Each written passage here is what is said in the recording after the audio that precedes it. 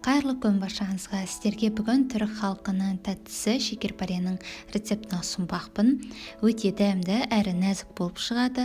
Балаларға да, үлкен кісілерге де 100% ұнайды деген сенімдемін.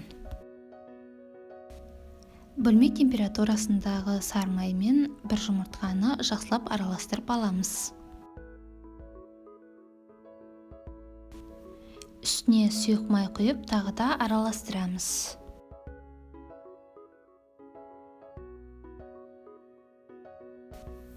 Бір чайная ложка разрыхлитель және де ванильный сахар немесе ванилин қосамыз. Сонымен қатар сахарная пудраны міндетті түрде електен өткіземіз, себебі тестода мынандай комочкалар қалып қалмас үшін.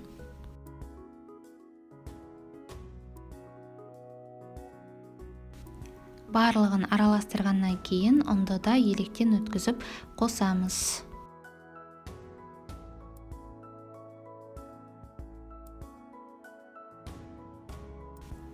Жұмсақ әрі нәзік видеода көрсетілгендей печеньенің қамыры шығады. Енді пешке салатын ыдысымызда азғантай ғана маймен майлап дайындап аламыз. Ары қарай печеньемізді формаға келтіріп ыдысымызға саламыз. Міндетті түрде мынандай формаға келтіру шарт емес. Өздеріңіз қалауларыңыз бойынша домалақ немесе сопақ пішінді жасауларыңызға болады.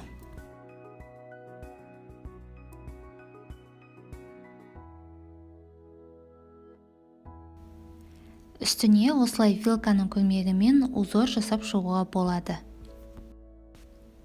Бұл қатты білінбейді, кішкене ғана видеода көрсетілгенде көрініп тұрады. Печеньенің үстіне жаққанға бір жұмыртқаның сарысын және де азғантай ғана какаоны қолданамыз.